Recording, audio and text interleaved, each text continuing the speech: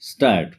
Every organization has a duty to employ all its factors of production to the best advantage. Major projects would involve use of the organizational resources to a substantial extent and reduce the commitment of such resources to unsound activity to the unavoidable minimum para.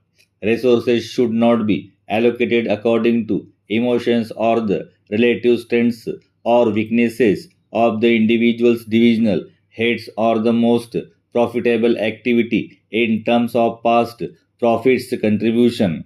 It must be a principle of good management that all the resources are employed carefully so as to achieve the objective of the company. This assumes importance at the time of taking a capital investment decision, may be diversification or vertical integration or expansion. There is thus a need for a rational and formal approach in the process of project identification para.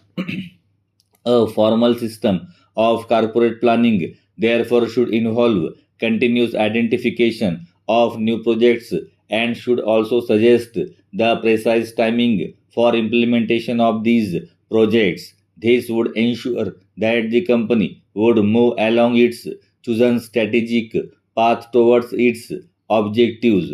It must be made clear at the outset that a formal planning approach should evolve and develop criteria over a period of time suited to an individual company, its culture, and objectives.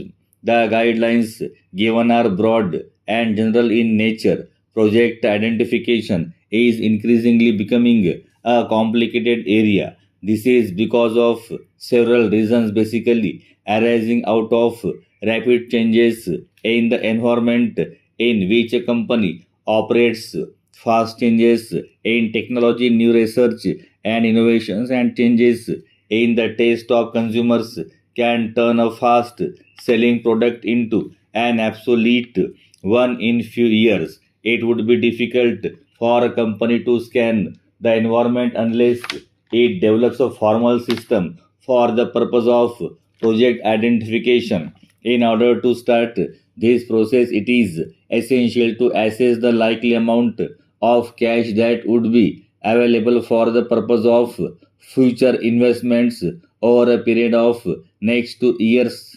This cash may be available either through the internal cash accruals generated from the existing operations of the company or fresh sources of cash. In either of the cases, a realistic estimate of cash accruals in each of the next 10 to 12 quarters should be made. This would give an identification of the size of the project a company could think. At the same time, company should analyze the balance sheets of the existing activities para the present position of the company in terms of borrowed money and its net worth.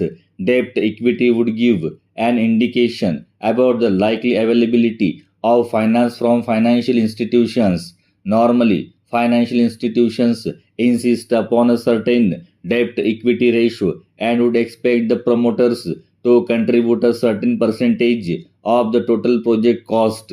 These two indicators would give an idea about the size of project. At the same time, the company should also make certain basic decisions whether to approach the financial instituting or not. There are many companies which show reluctance to approach financial institutions as the latter would normally insist in respect of loans sanctioned by them.